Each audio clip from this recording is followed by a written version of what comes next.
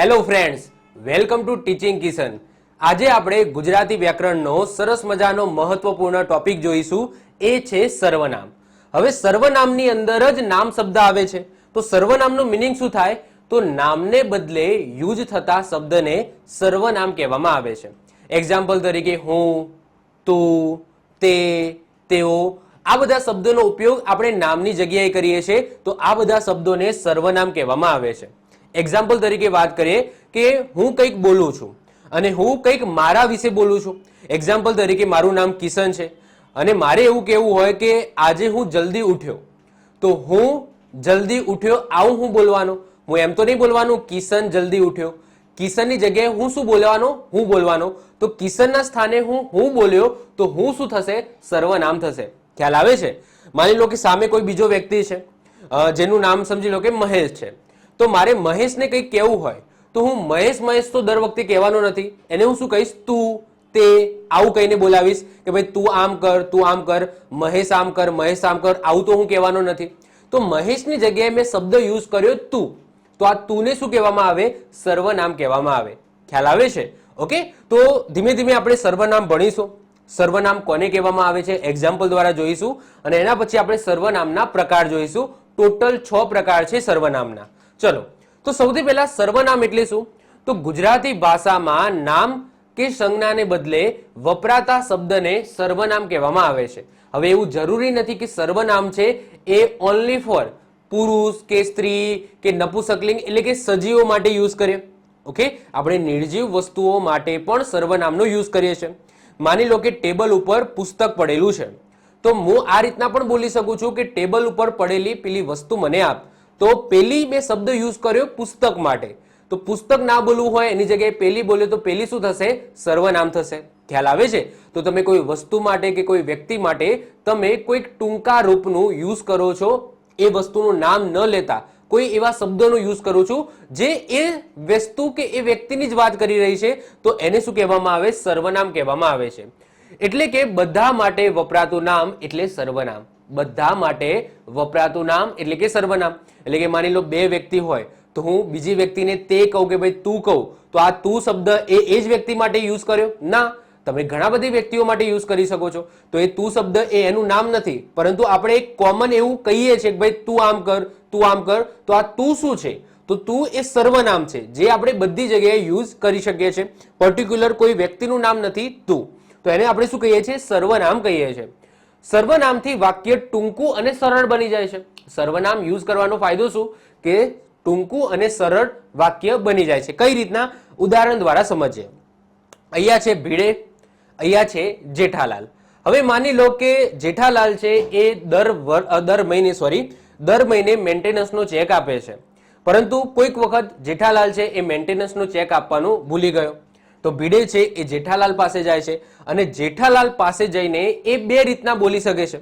પહેલું આવું બોલી શકે છે કે જેઠાલાલ મને ક્યારે ચેક આપીશ? જેઠાલાલ મને ક્યારે ચેક આપીશ?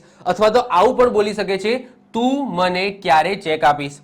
આ બંને વાક્યનો તમે મિનિંગ કાઢવા જાવ તો સરખો છે, કારણ કે ભીડેની સામે કોણ ઊભું છે? જેઠાલાલ ઊભો છે. અહીંયા જેઠાલાલ જોડે જ વાત કરી રહ્યો છે, તો જેઠાલાલ ના બોલતા એ તું શબ્દનો યુઝ કરી શકે છે.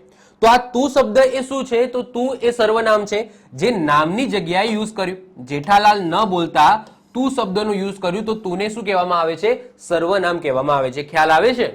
તો જેઠાલાલ મને ક્યારે ચેક આપીશ એની જગ્યાએ એમ કીધું તું મને ક્યારે ચેક આપીશ. બંનેનો મિનિંગ તો એમ જ થાય છે. તો જેઠાલાલ નામની જગ્યાએ તું શબ્દનો ઉપયોગ કર્યો, તો તુંને સર્વનામ કહેવામાં આવે છે.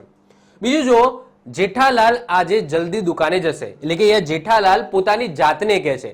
માની લો કે જેઠાલાલ છે એ જલ્દી દુકાને જવાનું હોય, તો એ પોતાની જાતને આવું બોલે કે જેઠાલાલ આજે જલ્દી દુકાને જશે? ના. ઓકે, એ ભીડેને એવું કંઈક કેવું હોય, જેઠાલાલને ભીડેને કંઈક કેવું હોય કે હું આજે જલ્દી દુકાને જઈશ, તો એ એવું બોલશે કે જેઠાલાલ આજે જલ્દી દુકાને જશે? ના. તો એ પોતાની જાતને જેઠાલાલ ના બોલાવતા હું શબ્દનો ઉપયોગ કરશે કે હું આજે જલ્દી દુકાને જઈશ. ખ્યાલ આવે છે? તો હું પણ શું થશે? સર્વનામ થશે. એટલે કે આપણે આપણી વાતો કરવા માટે અથવા તો સામેવાળા વ્યક્તિને એના નામથી ન બોલાવતા કંઈક એવા શબ્દોથી આપણે બોલાવીએ છીએ, તો એને શું કહેવામાં આવે છે? સર્વનામ કહેવામાં આવે છે. આઈ હોપ સો તમને ખ્યાલ આવી ગયો હશે કે સર્વનામ કોને કહેવામાં આવે છે. ક્લિયર? ચલો હવે આપણે જોઈશું વન બાય વન સર્વનામના પ્રકાર. એમાં સૌથી પહેલો સર્વનામનો પ્રકાર આવે છે પુરુષવાચક સર્વનામ. હવે પુરુષવાચક સર્વનામની વાત કરીએ તો 3 ટાઈપના પુરુષ હોય. હવે 3 ટાઈપના પુરુષ એટલે કે પેલી રીતના નહીં, પરંતુ વ્યાકરણની દ્રષ્ટિએ 3 ટાઈપના પુરુષ હોય. હવે અહીંયા પુરુષ એટલા માટે કહેવામાં આવ્યું છે કારણ કે પુરુષ હોય એવું જરૂરી નથી. સ્ત્રી પણ હોઈ શકે, નપુંસકલિંગ પણ હોઈ શકે છે.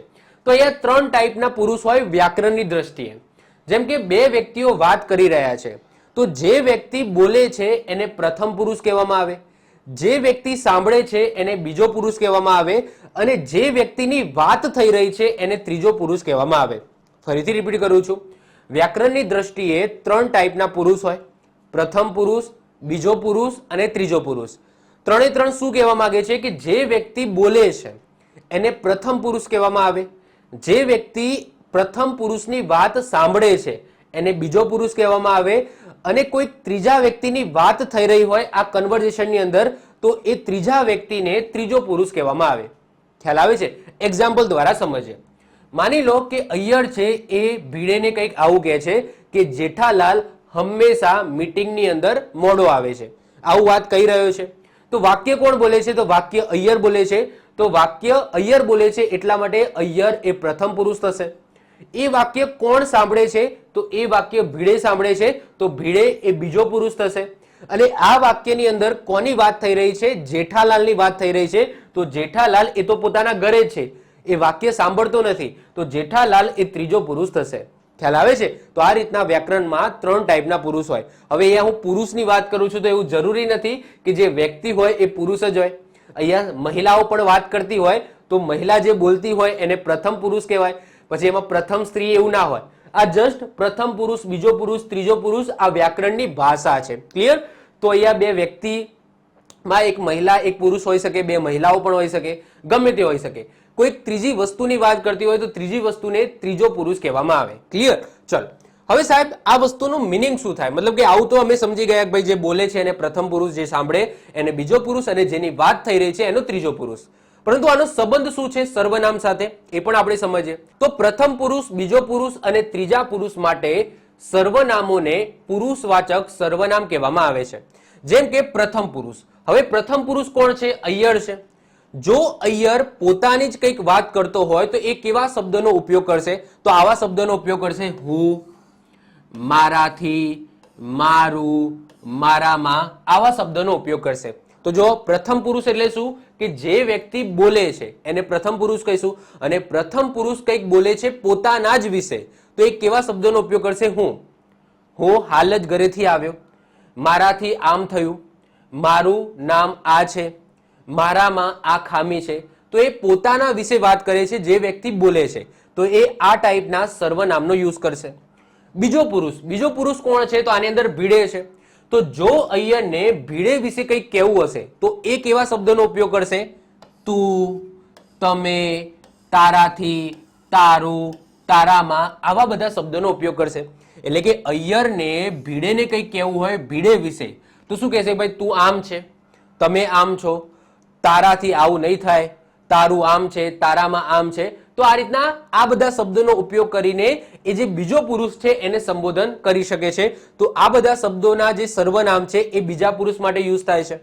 એના પછી આવે છે ત્રીજો પુરુષ. હવે જો ત્રીજો પુરુષ એ આ બંને વચ્ચે નથી, એ એના ઘરે છે, એ એની જગ્યાએ છે. જ્યારે કન્વર્ઝેશન થતી હોય, વાતચીત થતી હોય ત્યારે ત્રીજો પુરુષ ત્યાં હયાત નથી. તો એ ત્રીજા પુરુષને સંબોધન કરવા માટે કેવા શબ્દોનો ઉપયોગ થાય?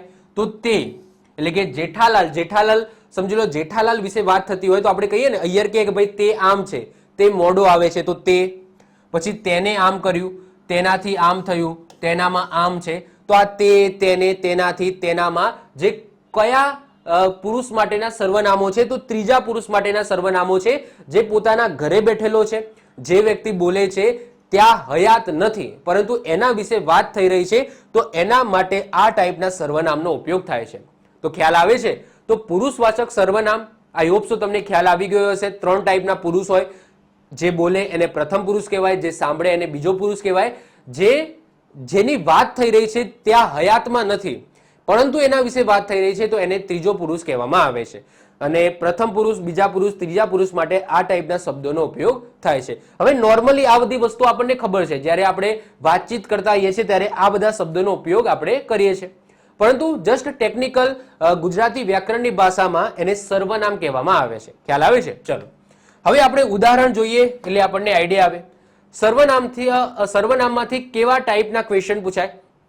તો તમને ઉદાહરણ આપેલું હોય, અંડરલાઈન કરેલી હોય, તમને પૂછી લે કે આ કયો સર્વનામ દર્શાવે છે. સિમ્પલ, આ કયો સર્વનામ દર્શાવે છે, તમને સર્વનામનું નામ પૂછી લે. અથવા તો તમને કોઈ વાક્ય આપેલું હોય અને તમને કહે કે આ વાક્યમાંથી સર્વનામ ઓળખાવો. જેમ કે સિમ્પલ, તેઓ પગપાળા મંદિર સુધી પહોંચ્યા. તો આ વાક્યમાંથી સર્વનામ કયું છે, આવું પણ ક્વેશ્ચન પૂછાય. ઓપ્શનમાં તમને આપેલું હોય, ઓપ્શન એ તેઓ, ઓપ્શન બી પગપાળા, ઓપ્શન સી મંદિર, ઓપ્શન ડી સુધી. તો આમાંથી સર્વનામ કયો છે, આવું પણ ક્વેશ્ચન પૂછાય. અથવા તો મેં તમને કીધું એમ સૌથી વધારે ક્વેશ્ચન આ ટાઈપના પૂછાશે. તમને વાક્ય આપેલું હશે અને એ વાક્યમાં જે શબ્દ છે એ શબ્દ નીચે અંડરલાઈન કરેલો હશે અને તમને પૂછશે કે આ સર્વનામનો કયો ટાઈપ છે. જેમ કે આ જે ઉદાહરણ છે, આ બધા ઉદાહરણ પુરુષવાચક સર્વનામના છે. ચલો ઉદાહરણ જોઈએ. હું ખાઈને આવ્યો. તો હું શબ્દ એ શું છે? સર્વનામ છે. હવે તમારે મને કહેવાનું છે કે ભાઈ આ કયો સર્વનામ છે? તો પુરુષવાચક સર્વનામ તો બરાબર, પરંતુ પ્રથમ પુરુષ, દ્વિતીય પુરુષ કે તૃતીય પુરુષ? તો ઓબ્વિયસલી અહીંયા હું શબ્દ છે, એટલે કે હું બોલું છું અને મારી જ વાત કરું છું, તો અહીંયા પ્રથમ પુરુષનો આ સર્વનામ છે. તારી પેન નીચે પડી ગઈ. તો અહીંયા તારી પેન એટલે કે એ વ્યક્તિ સામે ઊભો છે, એનો મતલબ શું કે આ દ્વિતીય પુરુષની વાત થઈ રહી છે. તે સારો માણસ નથી. તે સારો માણસ નથી એટલે કે જે વ્યક્તિને હું કહું છું એની વાત નથી થતી, કોઈ ત્રીજો વ્યક્તિ છે જેની વાત થઈ રહી છે તે સારો નથી. તો આ તે છે એ ત્રીજા પુરુષનું સર્વનામ છે. પરંતુ ઓવરઓલ આ બધા સર્વનામ છે એ પુરુષવાચક સર્વનામના છે. તો તમને ડાયરેક્ટ પુરુષવાચક સર્વનામ જ પૂછશે, પરંતુ હું અહીંયા તમને બાયફર્ગેશન કરીને સમજાવું છું કે આ પ્રથમ પુરુષનું છે, આ દ્વિતીય પુરુષનું છે, આ તૃતીય પુરુષનું છે. તેઓ પગપાળા મંદિર સુધી પહોંચ્યા. તો તેઓ, તો અહીંયા ત્રીજા પુરુષની વાત થઈ રહી છે, તો આ સર્વનામ છે. મેં તમને મારી વાત કહી. મેં તમને મારી વાત કહી. તો અહીંયા મેં શબ્દ એ મારા માટે મેં યુઝ કર્યો છે, તો અહીંયા આ પ્રથમ પુરુષનું સર્વનામ છે. તમે આખો પ્રસંગ વર્ણવો. તો એ વ્યક્તિ સામે ઉભેલો છે અને હું એમને કહું છું કે તમે આખો પ્રસંગ વર્ણવો. તો આ તમે શું છે? તો એ પુરુષવાચક સર્વનામ છે. પૂછાય કે કયો પુરુષ છે? તો દ્વિતીય પુરુષ છે. આપ મારી વાત તો સાંભળો. આપ મારી વાત તો સાંભળો એટલે કે કોઈ વ્યક્તિ સમક્ષ છે એમના, તો આપ એટલે કે અહીંયા સામેવાળા વ્યક્તિની વાત થઈ રહી છે, તો અહીંયા દ્વિતીય પુરુષ છે. તે બહુ કંજૂસ માણસ છે. તો તે અહીંયા ત્રીજા પુરુષની વાત થઈ રહી છે, તો તે છે એ પુરુષવાચક સર્વનામ છે. હું આજે અમદાવાદ જવાનો. તો હું પ્રથમ પુરુષ. ઓકે, અને ઓવરઓલ કહીએ તો પુરુષવાચક સર્વનામ છે. તું તૈયાર કરીને બોલીશ નહીં. તું એટલે કે અહીંયા વ્યક્તિ સામે છે, તો અહીંયા દ્વિતીય પુરુષ છે. તું તૈયાર કરીશ ને બોલી નહીં. અમારું ખૂબ જ ઉષ્માભર્યું સ્વાગત કરવામાં આવ્યું. અમારું, તો અમારું એટલે અમારું, તો અહીંયા વાત થાય છે પ્રથમ પુરુષની. મોતી અમારી કૂતરી હતી. તો અહીંયા અમારી વાત થાય છે, તો આ પણ પ્રથમ પુરુષ છે. તેમના પગ પડીને તેને માફી માંગી લીધી. તો અહીંયા જો તમને બે સર્વનામ જોવા મળશે, તેમના અને તેણે. તો તેમના પગે પડીને, તેમના એટલે કે અહીંયા ત્રીજા પુરુષની વાત થાય છે. પગે પડીને તેણે, તો આ તેણે પણ ત્રીજા પુરુષની જ વાત થઈ રહી છે. 3 વર્ષમાં તો તેણે ઘરની રોનક બદલી નાખી. તો આ તેણે શું છે? ત્રીજા પુરુષ છે. આખો દિવસ તેઓ નવરા ધૂપ બેસી રહેતા. તો તેઓ નવરા ધૂપ બેસી રહેતા એટલે કે અહીંયા ત્રીજા પુરુષની વાત થઈ રહી છે. પછી તેમના કાન છકડાનો અવાજ સાંભળવા તત્પર થઈ ગયા. તો તેમના કાન, તો તેમના એ પણ ત્રીજો પુરુષ છે. તમને કદાચ પ્રથમ પુરુષ, દ્વિતીય પુરુષ, તૃતીય પુરુષ એ ઓળખવાનું નહીં કે 100% નહીં કે તમારે ખાલી એટલું ખબર પડવી જોઈએ કે આ પુરુષવાચક સર્વનામ છે. ઓકે, આને તમે બાયફર્ગેશન નહીં કરો, પ્રથમ પુરુષ, દ્વિતીય પુરુષ, તૃતીય પુરુષ, ટેન્શન નહીં લેવાનું. જસ્ટ તમને એ ખબર પડવી જોઈએ કે આ જે અંડરલાઈન કરેલા જે શબ્દો છે એ કયો સર્વનામ બતાવે છે? તો પુરુષવાચક સર્વનામ બતાવે છે. ક્લિયર? સિમ્પલ જ છે. જો તમારે જ્યારે પણ પુરુષવાચક સર્વનામને ઓળખવું હોય તો તમારે રીતના 3 પુરુષને યાદ કરી દેવાના. પ્રથમ પુરુષ, દ્વિતીય પુરુષ અને તૃતીય પુરુષ. તો તમને આઈડિયા આવી જશે. હું, મારા, આ ટાઈપના શબ્દો જોવા મળે તો એ પણ પુરુષવાચક સર્વનામ છે. તું, તારી, તમારી આવા શબ્દો જોવા મળે એ પણ પુરુષવાચક સર્વનામ છે. કંઈક ત્રીજા પર્સનની વાત કરતા હોય, તે, તેમને, તેઓ, તો આ તૃતીય પુરુષ બતાવે છે, પરંતુ પુરુષવાચક જ સર્વનામ છે. ક્લિયર? ચલો, તો આ થઈ ગયું તમારો પહેલો પ્રકાર, પુરુષવાચક સર્વનામ. એના પછી બીજા નંબરે આવે છે દર્શક સર્વનામ. તો કોઈ વ્યક્તિ કે વસ્તુને દર્શાવવાની કે બતાવવા માટે ઉપયોગી સર્વનામને દર્શકવાચક સર્વનામ કહેવામાં આવે છે. જેમ કે આ, એ, તે, પેલો, પેલી, જેમાં તમે આંગળી ચીંધીને કંઈક બતાવો છો. મતલબ કે કોઈક વસ્તુ છે જેને તમે આંગળી ચીંધીને એ વસ્તુને બતાવવાનો ટ્રાય કરો છો, ત્યારે દર્શકવાચક સર્વનામનો ઉપયોગ થાય છે. જેમાં કેવા હશે? આ ચોપડી, એ વસ્તુ, તે, પેલો, પેલી. તો આને દર્શક સર્વનામ કહેવામાં આવે છે. ખ્યાલ આવે છે? ચલો ઉદાહરણ જોઈએ એટલે તમને વધારે આઈડિયા આવશે. પેલી ખુરશી લાલ કલરની છે. એટલા મતલબ કે એ વસ્તુ મારા સમક્ષ પડેલી છે અને એ વસ્તુને હું આંગળી ચીંધીને કોઈકને કહી રહ્યો છું કે પેલી જે ખુરશી છે ને એ લાલ કલરની છે. તો આ જ્યારે પણ વાક્ય સાંભળો એટલે તમારે આંગળી ચીંધીને કીધેલું છે અથવા તો એ સમક્ષ છે કે નહીં એ તમારે ચેક કરવાનું. જો આગળના જે સર્વનામો હતા એમાં જે ત્રીજો પુરુષ હતો એ ત્રીજો પુરુષ એના ઘરે બેઠો હતો, પરંતુ એની વાત થતી હતી, તો એ સમયે આપણે તેઓ, તેમને આવા શબ્દોનો યુઝ કરતા હતા. પરંતુ જ્યારે એ વસ્તુ સમક્ષ છે, ત્રીજી વસ્તુ એ સમક્ષ છે, બે વ્યક્તિઓ વાત કરી રહ્યા છે અને ત્રીજી વસ્તુ સમક્ષ છે, અને હું પહેલો પુરુષ છે એ બીજા પુરુષને આંગળી ચીંધીને કોઈ વસ્તુ બતાવે છે કે આ વસ્તુ આમ છે, આ વસ્તુ આમ છે, તો એ સમયે જે સર્વનામનો યુઝ થાય છે તો એને દર્શક સર્વનામ કહેવામાં આવે છે. આ મારી સાથે કોલેજમાં હતો. આ મારી સાથે કોલેજમાં હતો એટલે કે બે વ્યક્તિઓ વાતો કરી રહ્યા છે. ત્રીજો પુરુષ ત્યાં ઊભો છે. તો પ્રથમ પુરુષ છે એ બીજા પુરુષને કહી રહ્યો છે કે જે પેલો છે ને એ મારી સાથે કોલેજમાં હતો. તો આ શબ્દ એ શું બતાવે છે? દર્શક સર્વનામ બતાવે છે. દર્શક સર્વનામ એટલે સમજી લેવાનું, આંગળી ચીંધીને કોઈ વસ્તુ સમક્ષ છે, ત્રીજી વસ્તુ સમક્ષ છે અને એને આંગળી ચીંધીને બતાવવામાં આવે છે. પેલો રહ્યો કંજૂસ જેઠાલાલ. તો પેલો રહ્યો કંજૂસ જેઠાલાલ. તો જો આગળ જે આપણે જોઈ ગયા પુરુષવાચક સર્વનામમાં, એમાં જેઠાલાલ એ સમક્ષ નતો, ભીડે અને અય્યરના, એના ઘરે બેઠો હતો, જસ્ટ એની વાતો કરતા હતા. પરંતુ જ્યારે જેઠાલાલ તે આવી જાય છે અને જ્યારે અય્યર બોલે છે ભીડેને કે પેલો રહ્યો કંજૂસ જેઠાલાલ, તો અહીંયા જે પેલો શબ્દ છે એ શું બતાવે છે? દર્શક સર્વનામ બતાવે છે. પેલી છોકરી સુંદર ચિત્રો દોરે છે. તો છોકરી અહીંયા છે કે પેલી છોકરી સુંદર ચિત્રો દોરે છે. આ બાજુ રસ્તા પર મોટા ખાડા છે. ઓકે, આ બાજુ રસ્તા ઉપર મોટા ખાડા છે એટલે કે એ વસ્તુ દેખાય છે.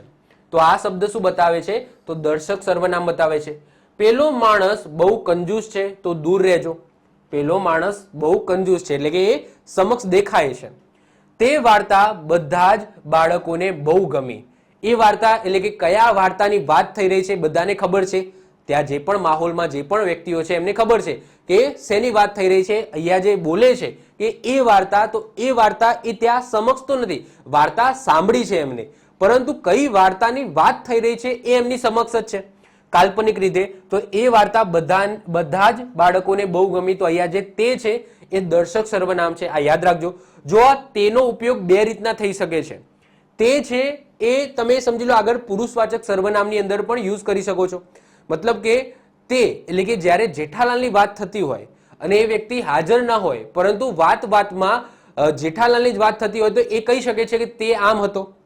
તો એ વખતે તેનો મિનિંગ શું થશે? પુરુષવાચક સર્વનામની અંદર થશે. પરંતુ જ્યારે આવું હશે કે તે વાર્તા બધા જ બાળકોને બહુ ગમી, તો અહીંયા તે વાર્તા એ આપણે ત્રીજા પુરુષની અંદર લઈ નહીં જઈએ. તે વાર્તા એ અહીંયા નિર્જીવ વસ્તુની વાત થાય છે, અહીંયા કાલ્પનિક વસ્તુની વાત થાય છે, તો આની અંદર દર્શક સર્વનામ આવશે. પેલી ટ્રેન ટાઈમ ટેબલ કરતા મોડી ચાલતી હતી. તો પેલી ટ્રેન ત્યાં હાજર છે. એ રમતમાં 12 ખેલાડીઓ મેદાનમાં રમે છે. એટલે કે જે રમત ચાલે છે એ રમતની અંદર 12 ખેલાડીઓ મેદાનમાં રમે છે. તે ખનિજ ખૂબ મજબૂત અને કઠણ છે. તે ખનિજ, ઓકે, તે એટલે અહીંયા યુઝ થયેલો છે એ વસ્તુ સામે છે કે એ વસ્તુ ખૂબ મજબૂત અને કઠણ છે. પેલી વૃક્ષની હારમાળા કંઈક કહેતી હોય એવું લાગે છે. તો પેલી વૃક્ષની હારમાળા એટલે કે એ દેખાય છે એ વૃક્ષની હારમાળા, તો એ કંઈક કહેતી હોય એવું લાગે છે. તો પેલી શબ્દ એ દર્શક સર્વનામ છે. ખ્યાલ આવે છે? તો દર્શક સર્વનામ એટલે ખાલી એટલું યાદ રાખો કે જે વસ્તુ સામે છે, જે વસ્તુની વાત થઈ રહી છે એ વસ્તુ સામે જ છે અને કોઈ વ્યક્તિ જ્યારે બોલે છે એના વિશે ત્યારે આંગળી ચીંધીને બોલતો હોય એ રીતના બોલે છે તો ત્યારે જે સર્વનામનો ઉપયોગ થાય છે એને દર્શક સર્વનામ કહેવામાં આવે છે. ખ્યાલ આવ્યો? ચલો, એના પછી આવે છે સાપેક્ષ સર્વનામ. તો એકબીજાની અપેક્ષાએ વપરાતા સર્વનામને સાપેક્ષ સર્વનામ કહેવામાં આવે છે. આગળ આપણે વિશેષણ ભણી ગયા. વિશેષણની અંદર દર્શક વિશેષણ પણ હતું અને સાપેક્ષ વિશેષણ હતું. તો બંને સેમ ટુ સેમ છે. વિશેષણની અંદર પણ આ જ વસ્તુ આપણે સમજી ગયા હતા. એના એ જ વસ્તુ સર્વનામની અંદર આવે છે. જેમ કે સાપેક્ષમાં હોય જે તે, જો તો, જેવું તેવું, જેટલું તેટલું, જેવડું તેવડું, જેણે તેણે, જ્યારે ત્યારે, આવા શબ્દો તમને વાક્યમાં જોવા મળે તો સમજી લેવાનું કે એ કયો સર્વનામની વાત થઈ રહી છે, તો સાપેક્ષ સર્વનામની વાત થઈ રહી છે. જો ઉદાહરણ જો, જે અફવા ફેલાવે તે દેશદ્રોહી કહેવાય.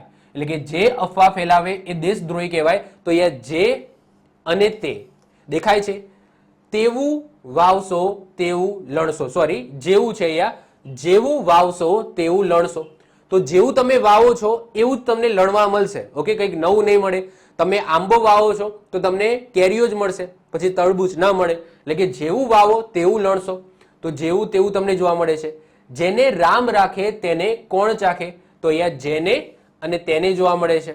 જેમ અમે નદી તરફ ચાલ્યા તેમ રસ્તો સાંકડો થતો ગયો. તો અહીંયા જેમ અને તેમ તમને જોવા મળે છે. જ્યારે લીમડાના છાંયડે બેઠા ત્યારે ઠંડી લહેરનો અનુભવ થયો. તો અહીંયા તમને દેખાય છે જ્યારે અને અહીંયા ત્યારે દેખાય છે. જે ખોદે તે પડે. તો અહીંયા જે અને તે તમને જોવા મળશે. જે ખોદે તે પડે. આ બાજુ જો, જેને આપી જાણ્યું તેણે જીવી જાણ્યું. તો અહીંયા તમને દેખાય છે જેણે અને તેને.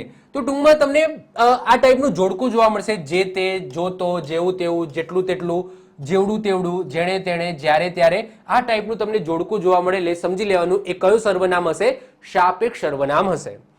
જેવું મંદિર દ્વાર ખોલ્યું તેવું લોકોનું ટોળું તે તરફ દોડ્યું. તો અહીંયા પણ તમને જેવું અને તેવું જોવા મળશે. જેને સંસારનો ત્યાગ કર્યો તેણે સાદું ધર્મ અપનાવ્યો. તો અહીંયા જેણે અને અહીંયા તમને તેણે જોવા મળશે. જે ધૈર્ય ગુમાવતી નથી, જે ધૈર્ય ગુમાવતી નથી તે સફળતા ચોક્કસ મેળવે છે. તો અહીંયા પણ તમને જોવા મળે છે જે અને તે. તો આ તો એકદમ સિમ્પલ છે. તમને પેરમાં જોવા મળશે જે તે, જો તો, જેવું તેવું, જેટલું તેટલું, જેવડું તેવડું, જેણે તેણે, જ્યારે ત્યારે, આ ટાઈપના તમને શબ્દો જોવા મળે વાક્યની અંદર. તો સમજી લેવાનું આ કયા સર્વનામની વાત થઈ રહી છે? તો સાપેક્ષ સર્વનામની વાત થઈ રહી છે. તો શરૂઆત કરીએ છીએ. ચોથા નંબરનો પ્રકાર આવે છે એ છે અનિશ્ચિત સર્વનામ. હવે નામથી જ ખબર પડી જાય છે કે એવું સર્વનામ જ્યારે આપણે એવા શબ્દનો ઉપયોગ કરીએ છીએ એ શબ્દ એ નિશ્ચિતતા બતાવતું નથી, એટલે કે અનિશ્ચિત શબ્દ છે. જેમાં તમને આવા ટાઈપના શબ્દો જોવા મળશે. કોઈ, હવે હું તમને એમ કહું કે અહીંયાથી આ વસ્તુ કોણ લઈ ગયું, તો કોઈક લઈ ગયું હશે. હવે કોઈક લઈ ગયું હશે, આ અનિશ્ચિતતા છે. કોણ લઈ ગયું કોઈને ખબર નથી, કોઈક લઈ ગયું હશે. તો અહીંયા આ શબ્દની અંદર અનિશ્ચિતતા તમને દેખાય છે. પછી કોઈ છે, કોઈક છે, પછી કોક લઈ ગયું હશે, કોક લઈ ગયું હશે, આવું પણ બોલીએ છીએ. કોઈકની હશે, કોઈકની હશે, તો આ પણ અનિશ્ચિત છે. કંઈક થયું, ઓકે, એ વ્યક્તિને કંઈક થઈ ગયું. હવે કંઈક થઈ ગયું, હવે શું થયું કોઈને નથી ખબર. કંઈક થઈ ગયું, તો અહીંયા એ વસ્તુ અનિશ્ચિત બતાવે છે. કશું, આની અંદર કશું નથી, એટલે કે એની અંદર શું છે કોઈને નથી ખબર. કશું નથી, કશું નથી એટલે શું કે કંઈ નથી, આવું તમે બોલી શકતા હતા કે ભાઈ આની અંદર કંઈ નથી, પણ કશું નથી. કશું નથી એ અનિશ્ચિતતાનો ભાવ બતાવે છે. કેટલાક, આમાંથી કેટલાક લોકો જતા રહ્યા, એ અનિશ્ચિતતાનો ભાવ છે કે આમાંથી કેટલાક લોકો જતા રહ્યા. પ્રોપર કેટલા ગયા કોઈને ખબર નથી. ઘણા, અહીંયા ઘણા બધા લોકો આવી ગયા, તો પ્રોપર કોઈને ખબર નથી કે કેટલા લોકો આવે છે, પરંતુ ઘણા બધા દેખાય છે, ઘણા બધા લોકો આવી ગયા. તો આ ઘણા શબ્દ પણ અનિશ્ચિતતા બતાવે છે. બીજા, ઓકે, બીજા શબ્દનો ઉપયોગ એ જ્યારે વાક્ય આવશે ત્યારે આપણે જોઈશું કે ભાઈ બીજા શબ્દનો ઉપયોગ કઈ રીતના લેવામાં આવે છે.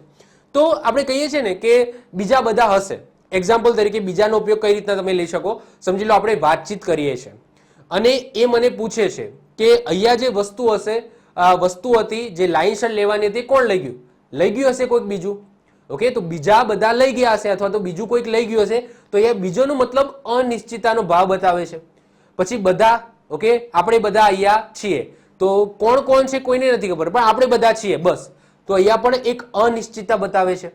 અમુક લોકો અહીંયાથી જતા રહ્યા, તો અમુક લોકો જતા રહ્યા, પણ પ્રોપરલી કોણ જતું રહ્યું કોઈને અહીંયા ખ્યાલ નથી. તો અમુક લોકો જતા રહ્યા, તો અમુક શબ્દ પણ અનિશ્ચિતતા બતાવે છે. પ્રત્યેક, પ્રત્યેકનો મતલબ શું થાય? જો કે જેમ કે એક્ઝામ્પલ તરીકે કે મારે ચોકલેટ વેચવાની હોય, તો બાળકો જેટલા પણ વર્ગની અંદર હોય તો આપણે કહીએ કે પ્રત્યેકને એક એક ચોકલેટ આપજો. તો અહીંયા પ્રોપરતા નથી બતાવી કે ભાઈ આટલા માણસો છે, 100 વિદ્યાર્થીઓ છે, તો 100 વિદ્યાર્થીઓને એક એક ચોકલેટ આપો, એવું નથી. તો આ પ્રત્યેક શબ્દ પણ યાદ રાખજો, અનિશ્ચિતતા બતાવે છે. ક્લિયર? ઉદાહરણ જોઈએ એટલે આપણને વધારે ખ્યાલ આવે.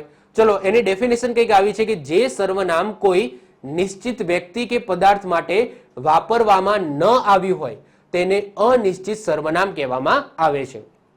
ઉદાહરણ જોઈએ, ઘણી બાબતોમાં અમારા વચ્ચે સામ્યતા હતી, પરંતુ પ્રોપર નથી ખબર કે આટલી જ, કે 7 બાબતોમાં સામ્યતા હતી કે 8 બાબતોમાં. ના, ઘણી બાબતોમાં. તો અહીંયા અનિશ્ચિતતાનો ભાવ બતાવે છે કે ઘણી એટલે કેટલી સમજવી. તમે એમ કહો કે ભાઈ ઘણી બાબતોમાં અમારા વચ્ચે સામ્યતા હતી, તો સામાવાળા વ્યક્તિને પ્રોપરલી કઈ રીતના ખબર પડે કે ભાઈ આટલી સામ્યતા હતી અથવા તો આટલી સામ્યતા હતી? ખાલી ઘણી કીધું એટલે કે અહીંયા અનિશ્ચિતતાનો ભાવ છે. કેટલાક લોકો બીજાના હિત ખાતર કામ કરતા હોય છે. કેટલાક લોકો, હવે કેટલાક શબ્દ એટલે કેટલા લોકો કોઈને ખબર નથી, પરંતુ બસ કેટલાક લોકો બીજાના હિત માત્ર કામ કરે છે. તો આ કેટલાક એ અનિશ્ચિતતાનો ભાવ છે. કંઈક મેળવવા કંઈક આપવું પડે, પરંતુ શું મેળવવા શું આપવું પડે? ઓકે, એક્ઝામ્પલ તરીકે સમજી લો કે કોર્સ મેળવવા માટે પૈસા આપવા પડે, તો અહીંયા નિશ્ચિતતા બતાવે છે કે ભાઈ તમે પૈસા આપશો તો તમને કોર્સ મળશે.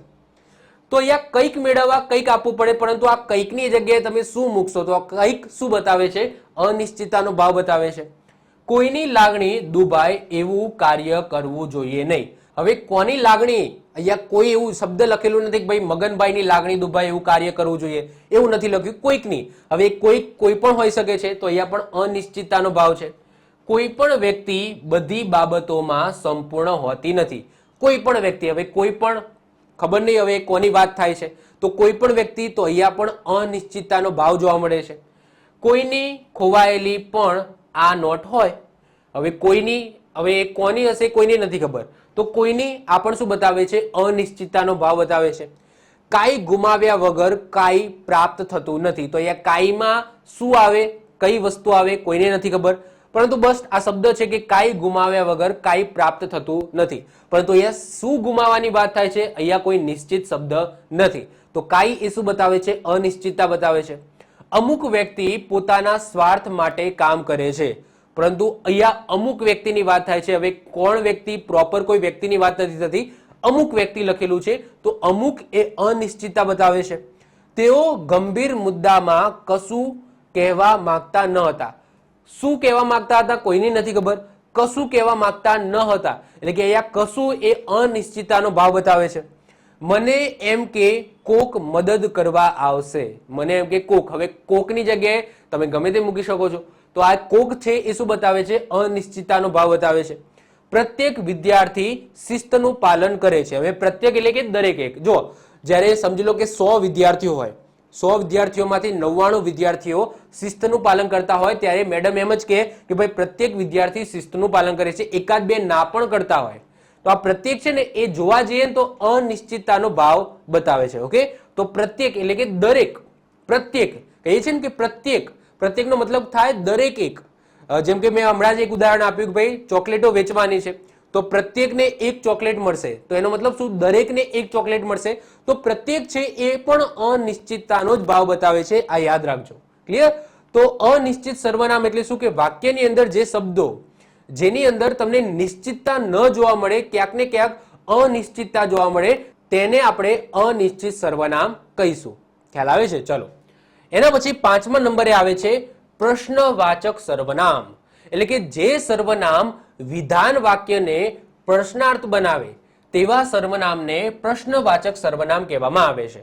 એટલે કે વાક્ય આપેલું હોય, હવે એ વાક્ય કંઈક પૂછવા માંગે, તો જે પૂછવા માંગે એ શબ્દને શું કહેવામાં આવે? પ્રશ્નવાચક સર્વનામ કહેવામાં આવે. એટલે કે જે શબ્દ દ્વારા આપણે વાક્યની પાછળ ક્વેશ્ચન માર્ક મૂકવો પડે, તો એ શબ્દને શું કહેવામાં આવે? પ્રશ્નવાચક સર્વનામ કહેવામાં આવે.